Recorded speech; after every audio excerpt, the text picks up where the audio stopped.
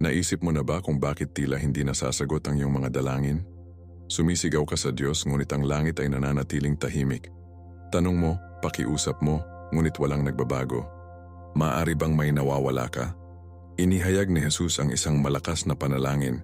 Isa na nakalimutan ng marami, gayon paman hawak nito ang susi sa pag-unlock ng banal na interbensyon.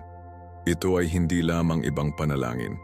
Ito ang panalangin na magbubukas ng lahat ng mga pintuan, ang nagdadala ng presensya ng Diyos sa iyong buhay sa mga paraan na hindi mo pa naranasan. Karamihan sa mga tao ay nagdarasal nang hindi alam kung bakit hindi gumagana ang kanilang mga dalangin. Inuulit nila ang mga salita, umaasa para sa isang pambihirang tagumpay, ngunit itinuro ni Jesus na ang panalangin ay hindi tungkol sa paulit-ulit na mga parirala. Ito ay tungkol sa koneksyon, pananampalataya, at pagkakahanay sa kalooban ng Diyos. Paano kung ang dahilan ng iyong mga dalangin ay tila walang kapangyarihan ay dahil nananalangin ka sa maling paraan? Paano kung iniwan ka na ni Jesus ng perpektong panalangin ngunit napansin mo ito? Ngayon pupuntahan namin ang nakalimutan na susi na ito at sa sandaling maunawaan mo ito ang iyong buhay ng panalangin ay hindi na magiging pareho. Hindi lamang ito tungkol sa pagdarasal ng higit pa, tungkol sa pagdarasal sa paraan ng pagdarasal ni Jesus. Ito ay tungkol sa pag-access sa uri ng panalangin na nagdudulot ng mga himala, ang uri na gumagalaw sa langit at nagbabago ng buhay. Kung nadama mo na malayo sa Diyos, kung naisip mo na kung bakit ang iyong mga panalangin ay walang laman, pagkatapos ay manatili sa akin hanggang sa huli. Dahil ngayon, tatanggap ka ng isang paghahayag na magbabago sa paraan ng pagdarasal mo magpakailanman. Bago tayo magsimula, sabihin mo sa akin ang mga komento. Naramdaman mo ba na parang hindi naririnig ang iyong mga panalangin? Ano sa palagay mo ang maaaring hadlangan ng iyong pambihirang tagumpay? At kung naniniwala ka sa kapangyarihan ng panalangin, kung naniniwala ka na nagsasalita pa rin ng Diyos ngayon, siguraduhin gusto mo ang video na ito. Mag-subscribe sa channel at manatili sa akin hanggang sa huling sandali. Dahil sa pagtatapos nito, hindi ka kailanman manalangin muli sa parehong paraan. Maraming mga naniniwala ang nakakakita ng kanilang sarili sa isang nakakabigo na siklo ng panalangin, humihiling sa Diyos ng tulong ngunit hindi kailanman nakakakita ng mga tunay na resulta. Manalangin sila, umaasa sila, at gayon paman, ang langit ay tila tahimik. Bakit? Maaari bang ang Diyos ay hindi nakikinig o may mas malalim sa paglalaro? Ang Biblia ay napuno ng mga panalangin na gumagalaw ng mga bundok, pinagaling ang may sakit, at pinalaki pa ang mga patay. Kaya, kung ang panalangin ay may ganitong uri ng kapangyarihan, bakit tila hindi epektibo para sa napakaraming? Ang totoo, si Jesus ay nagsiwalat ng isang paraan upang manalangin na ang pag-unlock ng banal na interbensyon, subalit ang karamihan sa mga tao ay hindi napansin. Ang isa sa mga pinakamalaking pagkakamali na ginagawa ng mga tao sa kanilang buhay ng panalangin ay ang pagtrato nito tulad ng isang listahan ng nais kaysa sa isang espiritual na koneksyon. Ang Diyos ay hindi isang vending machine kung saan kami ay nagsingit ng isang kahilingan at inaasahan ang agarang kasiyahan. Ang panalangin ay isang sagradong pag-uusap, isang tulay na nag-uugnay sa mga puso ng tao sa banal na kalooban ng Diyos. Paulit-ulit na ipinakita ito ni Jesus sa kanyang ministeryo sa lupa. Kapag siya ay nanalangin, nangyari ang mga bagay, miracles, pagpapagaling, pagbabagong anyo. Ang kanyang mga dalangin ay hindi lamang mga salita. Ang mga ito ay mga pagpapahayag ng pananampalataya, perpektong nakahanay sa kalooban ng Ama. Ang problema ay maraming lumapit sa panalangin na may pag-aalangan, pag-aalinlangan, o kahit na makasariling motibo. Sinasabi ng James chapter 4:3, tatanungin mo at hindi tumanggap dahil nagtanong ka ng mga maling motibo upang maaari mong gastusin ito sa iyong kasiyahan. Ang talatang ito lamang ay nagpapakita kung bakit napakaraming mga panalangin ang hindi nasasagot. Hindi sila nakaugat sa pananampalataya o pagkakahanay sa plano ng Diyos, ngunit sa mga personal na hangarin. Si Jesus ay hindi kailanman nanalangin sa labas ng kalooban ng Diyos, at iyon ang dahilan kung bakit ang bawat isa sa kanyang mga dalangin ay nagbubunga. Kung nais nating makita ang totoong pagbabago sa ating espiritual na buhay, dapat nating matutong manalangin tulad ng ginawa niya. Ang isa pang pangunahing dahilan kung bakit ang mga panalangin ay tila hindi nakakarinig ay isang kakulangan ng pagtitiyaga. Marami rin ang sumuko sa lalong madaling panahon sa pag-aakalang ang katahimikan ng Diyos ay nangangahulugang hindi. Ngunit sa Lucas 18, sinabi ni Jesus sa talinghaga ng patuloy na byuda, isang babae na tumanggi na tumigil sa pagkatok hanggang sa mabigyan ng hustisya. Ginamit niya ang kwentong ito upang turuan na ang panalangin ay nangangailangan ng tiyaga. Hindi ito tungkol sa pagsasabi ng ilang mga salita at umaasa sa pinakamahusay, tungkol sa nakatayo na matatag na nagtitiwala na tutugon ng Diyos sa kanyang perpektong oras. Ang tunay na panalangin ay hindi pasibo. Ito ay isang walang tigil na pagtugis ng banal na pagkakaroon at gabay. Kaya kung naisip mo na kung bakit tila hindi epektibo ang iyong mga dalangin, isaalang-alang ito. Nananalangin ka ba sa paraan na itinuro ni Jesus? Ang iyong mga panalangin ba ay nakaugat sa pananampalataya, pagtitiyaga, at pagkakahanay sa kalooban ng Diyos? Sapagkat narito ang katotohanan, iniwa tayo ni Jesus ng isang malakas na panalangin na hindi pinapansin ng karamihan sa mga tao. Isang panalangin na hindi lamang humihiling ngunit nagbabago, na nakahanay sa ating mga puso sa langit. At sa susunod na bahagi makikita natin ang nakatagong susi na ito, ang panalangin na gumagalaw sa langit at pinakawalan ng kapangyarihan ng Diyos tulad ng dati. Si Jesus ay hindi kailanman nanalangin ng walang layunin. Sa tuwing itinaas niya ang kanyang tinig sa langit may nangyari.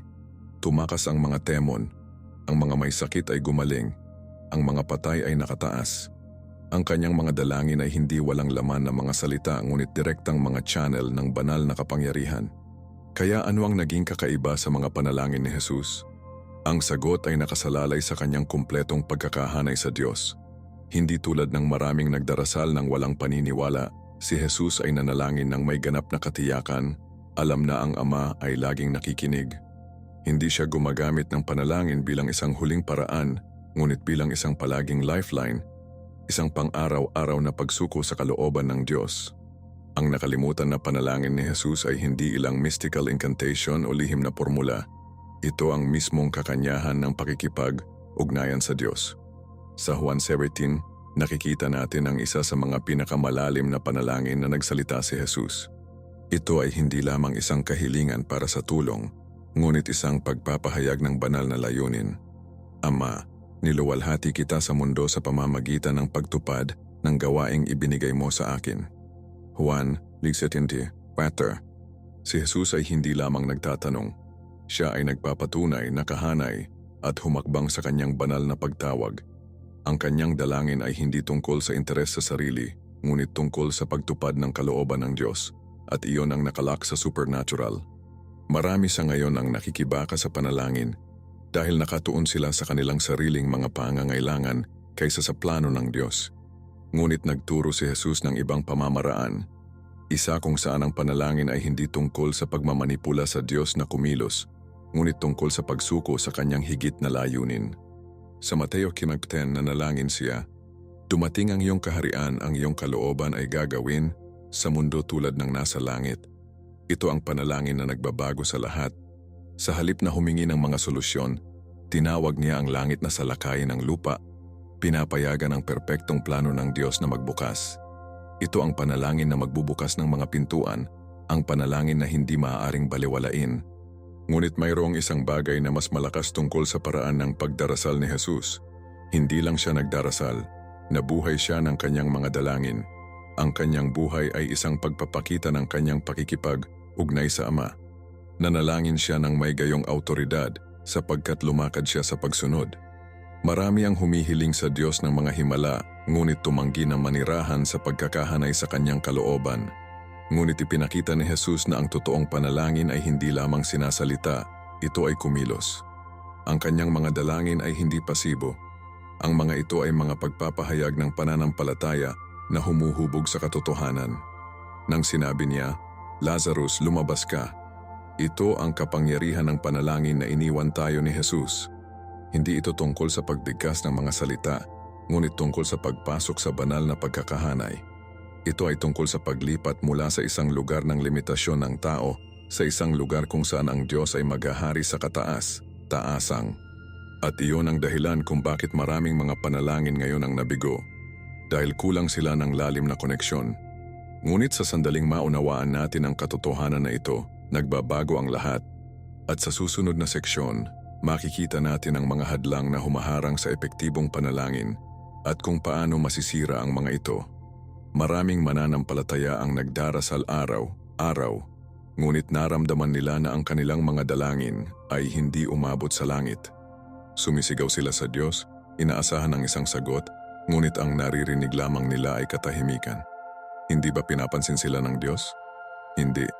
Ang tunay na issue ay ang ilang mga espiritual na hadlang ay humarang sa kanilang mga dalangin mula sa pagiging epektibo. Inihayag ng Biblia na ang pananampalataya ang pundasyon ng panalangin. Sinasabi ng James 1:6, ngunit hayaan siyang magtanong sa pananampalataya nang walang pag-aalinlangan. Para sa isa na nag-aalinlangan ay tulad ng isang alon ng dagat, hinimok at hinagis ng hangin. Ang pagdududa ay isang tahimik na pumatay ng mga panalangin. Kapag may nagdarasal ngunit lihim na magtanong kung sasagot ba ng Diyos, ang kawalan ng katiyakan ay nagpapahina sa kanilang espiritual na autoridad. Si Jesus ay hindi kailanman nag-alinlangan. Nang manalangin siya, inaasahan niya ang mga resulta. Iyon ang uri ng pananampalataya na gumagalaw ng mga bundok. Ang isa pang pangunahing dahilan ng mga panalangin ay hindi nasasagot ay ang hindi pagpapatawad. Maraming lumapit sa Diyos na may mga kahilingan, ngunit ang kanilang mga puso ay napuno ng sama ng loob. Malinaw si Jesus tungkol dito sa Marcos 11:25. At sa tuwing manindigan ka, kung mayroon kang anumang laban sa sinuman, patawarin mo sila, upang ang iyong Ama sa langit ay maaaring magpatawad sa iyong mga kasalanan. Ang isang puso na nabibigatan ng kapaitan ay isang puso na sarado sa mga pagpapala ng Diyos. Alam ito ng kaaway, kung kaya't sinisikap niyang panatilihing nakulong ang mga mananampalataya sa mga nakaraang sugat.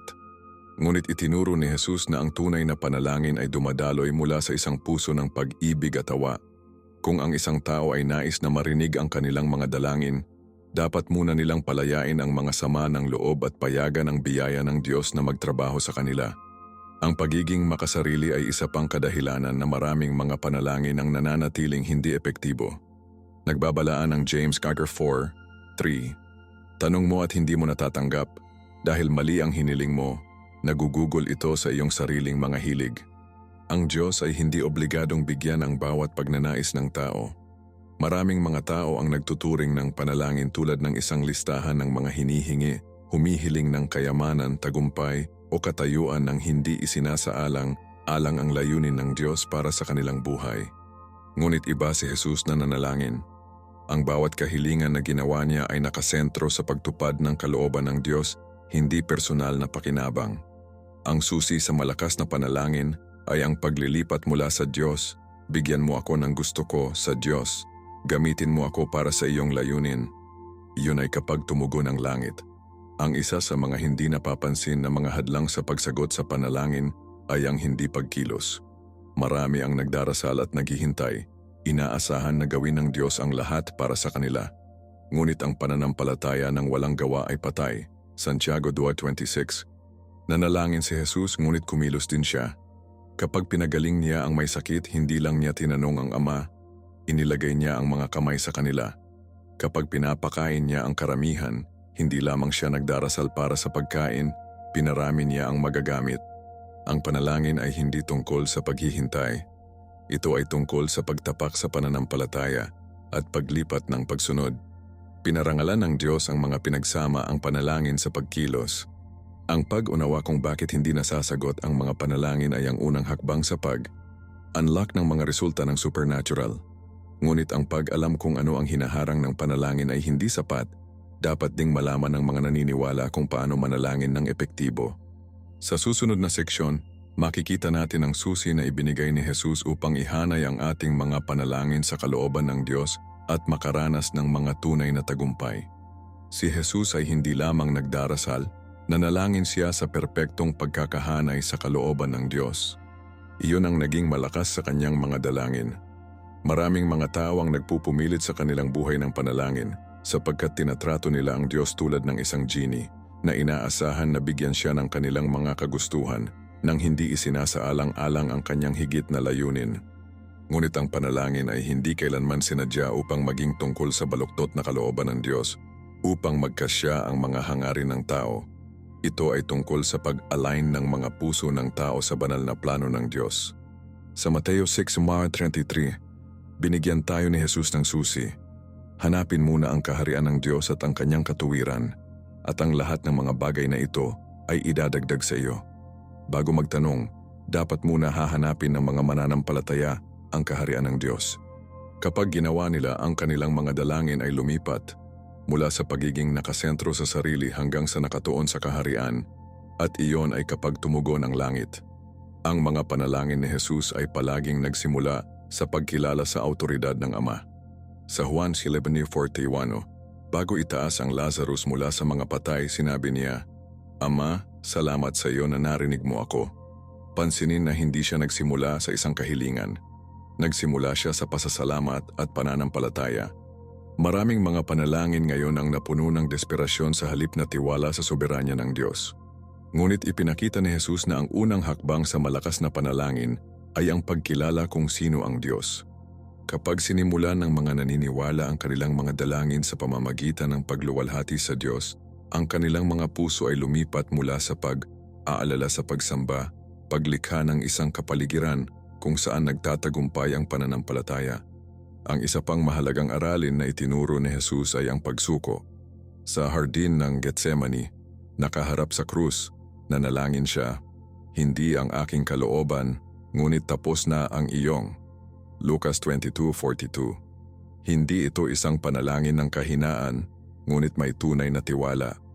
Maraming tao ang nagdarasal, umaasa na mababago ng Diyos ang kanilang mga kalagayan, ngunit ang tunay na panalangin ay tungkol sa pagpapahintulot sa Diyos na baguhin muna sila. Ipinakita ni Jesus na ang pinakamalakas na panalangin ay hindi hinihiling ngunit ang mga pagpapahayag ng tiwala sa plano ng Diyos. Kapag ang mga naniniwala ay umabot sa isang lugar kung saan maaari nilang tunay na sabihin, "Panginoon, anuman ang gusto mo, tatanggapin ko," hakbang nila sa isang sukat ng pananampalataya kung saan nangyari ang mga himala. Ang pananampalataya at pagsunod ay magkasama pagdating sa mabisang panalangin. Hindi lamang nanalangin si Jesus, nabuhay siya kung ano ang ipinagdasal niya. Nang ituro niya ang kanyang mga alagad na manalangin sa Mateo 7:10, sinabi niya, "Ang iyong kalooban ay gagawin sa mundo tulad ng nasa langit." Hindi lamang ito parirala, ito ay isang pamumuhay. Marami ang nagdarasal para sa kalooban ng Diyos ngunit patuloy na mamuhay sa pagsalungat sa kanyang mga utos. Ngunit ang pagkakahanay sa Diyos ay nangangailangan ng pagkilos. Ang sandaling ang mga mananampalataya ay tumitigil sa pagpapagamot ng panalangin bilang isang nakagawiang at magsimulang mabuhay sa pagsunod sa kanyang salita, makikita nila ang mga supernatural na pambihirang tagumpay. Kapag ang panalangin ay nakahanay sa Diyos, hindi ito mapigilan. Nagbabago ito mula sa pagiging isang listahan ng personal na kahilingan sa isang banal na pag-uusap na nagbabago sa buhay. At ito mismo ang itinuro ni Jesus. Ang prayer ay hindi tungkol sa pagkuha ng gusto natin, ngunit tungkol sa pagtapak sa kung ano ang inihanda ng Diyos para sa atin. Ngunit marami pa. Inihayag din ni Jesus ang isang lihim na kasanayan na nagbibigay ng panalangin ng buong kapangyarihan nito, at sa susunod na seksyon, kukunin natin ang nakatagong sandata na hindi napansin ng karamihan sa mga mananampalataya. Si Jesus ay may isang pattern ng pag-atras upang manalangin sa pag-iisa. Hindi tulad ng marami na nananalangin lamang sa publiko o sa mga sandali ng krisis, inuna niya ang pribadong pakikipag-isa sa Diyos. Sa Mateo 6, nagbigay siya ng isang malinaw na tagubilin. Ngunit kapag nagdarasal ka, pumasok sa iyong silid, isara ang pintuan at manalangin sa iyong Ama na hindi nakikita.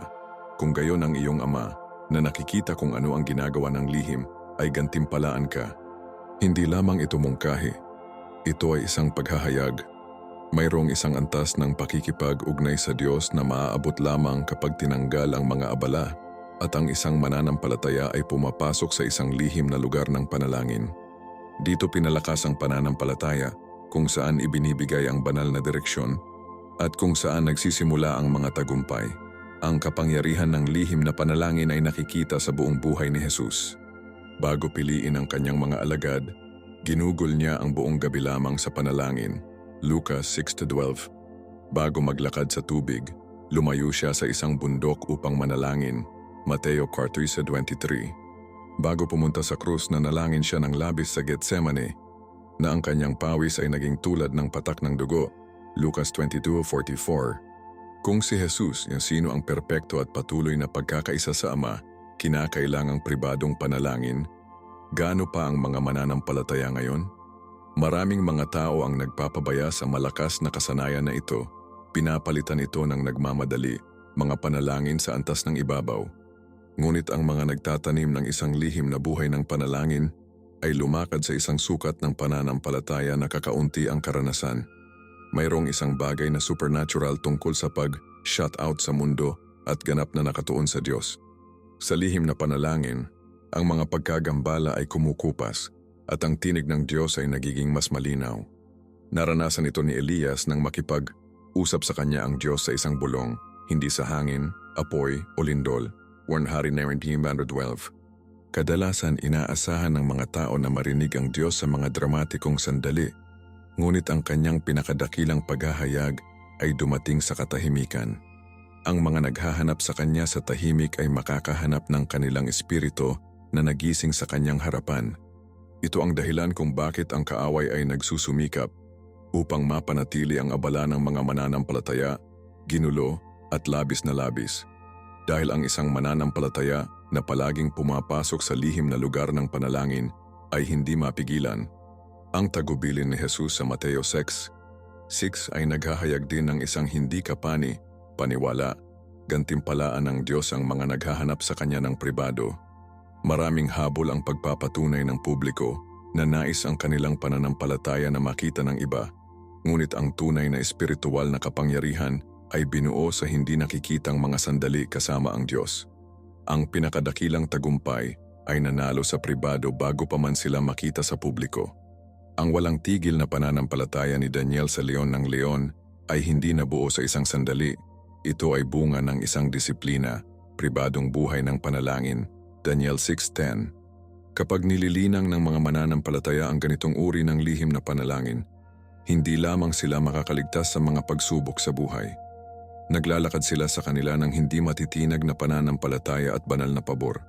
Walang pag-aalinlangan si Jesus, yang prayer ay hindi lamang tungkol sa pagsasalita. Ito ay tungkol sa pakikipag-ugnay sa Ama. Ang lihim na lugar ay kung saan ang mga espiritual na laban ay nanalo, kung saan ang pananampalataya ay hinuhuli, at kung saan ang mga buhay ay nagbabago. Ngunit ang panalangin ay hindi isang monolog. Ito ay isang dialogo. Marami ang nagdarasal ngunit kakaunti ang tunay na nakikinig. At sa susunod na seksyon, makikita natin kung paano ang panalangin ay nagiging isang two-way na pag-uusap na nagpapalalim sa ating relasyon sa Diyos at binabago ang lahat. Nilinaw ni Jesus ang prayer ay hindi lamang tungkol sa pagsasalita. Ito ay tungkol sa pagkonekta sa Diyos sa paraang nagbabago ng buhay. Marami ang nakakakita ng panalangin bilang isang ritual. Ngunit inihayag ito ni Jesus bilang isang banal na palitan, isang sandali kung saan natutugunan ng pananampalataya ang supernatural.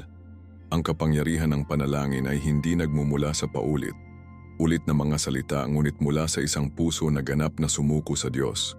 Sinasabi ng Mateo 21:22, "At kahit anong tatanungin mo sa panalangin, paniniwala, makakatanggap ka." Nangangahulugan ito na ang panalangin ay hindi tungkol sa pagmamakaawa.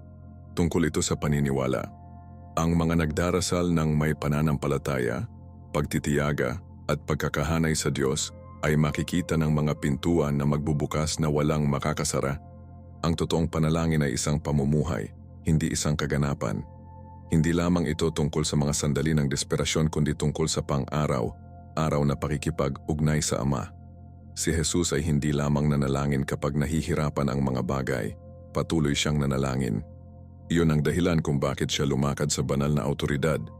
Maraming pakikibaka sa kanilang pananampalataya dahil nakikita nila ang panalangin bilang isang tool para sa mga emerhensya kaysa sa isang pundasyon para sa pang-araw na buhay.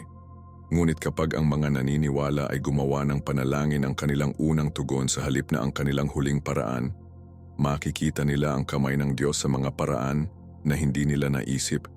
Ang pagkakapare, pareho sa panalangin ay humahantong sa pare, pareho sa espiritual na paglaki.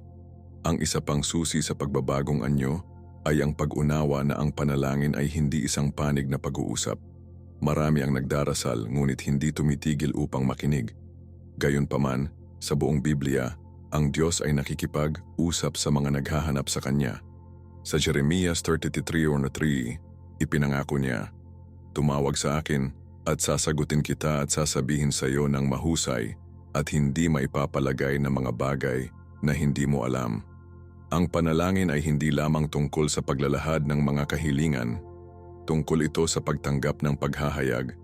Ang mga nagkakaroon ng ugali ng pakikinig sa Diyos sa pamamagitan ng Kanyang salita at sa pamamagitan ng tahimik na pamunuan ng banal na espiritu ay naglalakad sa banal na karunungan at kalinawan. Ang mga turo ni Jesus sa panalangin ay hindi kailanman sinadya upang maging mga ideya lamang. Ang mga ito ay sinadya upang mailapat. Ang mga naglalagay ng mga alituntuning ito ay makikita ang kanilang paglipat ng buhay ng panalangin mula sa gawain hanggang sa muling pagkabuhay.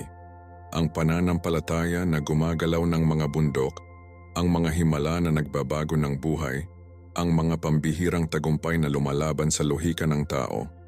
Lahat sila ay nagsisimula sa isang buhay ng panalangin na nakahanay sa Diyos. Hindi lamang nagtuturo si Jesus tungkol sa panalangin, ipinakita niya ang kapangyarihan nito. At ang mga sumusunod sa kanyang halimbawa ay makakaranas ng parehong mga resulta ng supernatural. Ngayon, oras na upang kumilos. Ang panalangin ay hindi lamang isang teorya. Ito ay isang sandata, isang susi, isang tulay sa pagitan ng natural at supernatural. Kung nais mong makita ang Diyos na lumipat sa iyong buhay, magsimula ngayon. Pangako na manalangin ng may pananampalataya.